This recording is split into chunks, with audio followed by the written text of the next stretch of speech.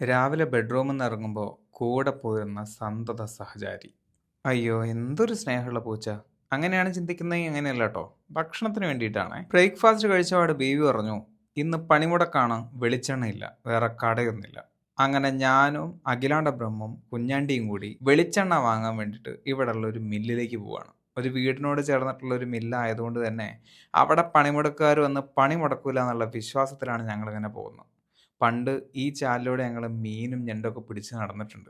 ആ കഥയൊക്കെ പറഞ്ഞപ്പോൾ ബോറടിച്ചിട്ടാണ് കുഞ്ഞൻ തലയുറഞ്ഞത്. അങ്ങനെ പെട്രോളിനേക്കാൾ വില കൊടുത്ത് ഞങ്ങൾ 1 ലിറ്റർ അല്ല, 1 കിലോ വെളിച്ചെണ്ണ സ്വന്തമാക്കി. ഇങ്ങനത്തെ മില്ലുകളൊക്കെ ഇപ്പോഴും ഉള്ളത് കൊണ്ട് മനുഷ്യൻ വെളിച്ചെണ്ണ കൂട്ടി ജീവിക്കുന്നു. അവിടുന്ന് ഞങ്ങൾ മൂന്നാളും നടന്നു പോകുന്ന വീട്ടിലേക്കാണ്. പോണ വഴിക്ക് എൻ്റെ വീട്ടിനോട് ചേർന്നിട്ടൊരു കുളമുണ്ട്. പൈങ്കുളം എന്നാണ് അതിന് വിളിക്കുക. പൈക്കുളം എന്ന് വിളിക്കും, പഴങ്കുളം എന്ന് വിളിക്കും. അങ്ങനെ പല പേരിലും ഈ കുളം അറിയപ്പെടുന്നുണ്ട്. പക്ഷെ അത് ഈ അവസ്ഥയിലായിരുന്നില്ല കേട്ടോ. ഇപ്പോൾ അതൊക്കെ കൂടി മാറ്റി നമുക്ക് ചുറ്റും നടക്കാനുള്ള ഒരു സാധ്യതകളൊക്കെ നമുക്ക് കാണാൻ പറ്റും. പക്ഷേ ഞാൻ കുറേ കാലത്തിന് ശേഷമാണ് ഈ ഒരു കുളത്തിനടുത്തേക്ക് വരുന്നത് തന്നെ. അവിടുത്തെ പച്ചപ്പും ഹരിതാപമൊക്കെ ഏകദേശം നിന്ന് ആസ്വദിച്ചിട്ട് ഞങ്ങൾ വല്ല വീട്ടിലേക്ക് പോയി. ഉച്ചഭക്ഷണമൊക്കെ കഴിഞ്ഞ് ചുമ്മാ സൊറ പറഞ്ഞിരിക്കുമ്പോഴാണ് ഒരു മഹാൻ കയറി വരുന്നത്. നമ്മുടെ സ്വന്തം ബ്ലാക്ക്. മൂപ്പര് വന്നു, നമുക്ക് ബീച്ചിലേക്കൊന്ന് പോകാമെന്ന് ചോദിച്ചു. ഞങ്ങൾ കുടുംബസമേതം ബീച്ചിലേക്ക് ഇറങ്ങി. അങ്ങനെ പുളിമൂടെത്തി. പുളിമൂട്ടിൽ അന്ന് പണിമുടക്കായിട്ടും ഒരുപാട് ആൾക്കാരുണ്ടായിരുന്നു.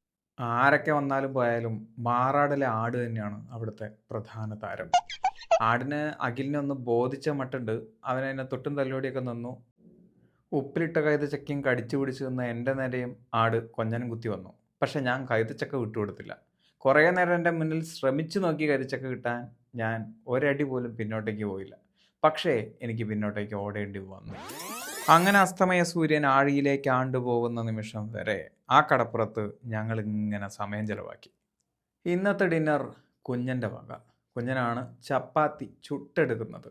ബേബി പരത്തി കൊടുത്തിരുന്നു, അത് വീഡിയോ എടുത്ത് ആഘോഷിക്കുന്നുമുണ്ട്. നല്ല സോയാബീനും കൂട്ടിയാണ് ഇന്നത്തെ ചപ്പാത്തി. അങ്ങനെ ഇന്നത്തെ മെയിൻ പരിപാടികളൊക്കെ കഴിഞ്ഞു. കുറച്ചു നേരം റൂഫസിയം വായിച്ചു.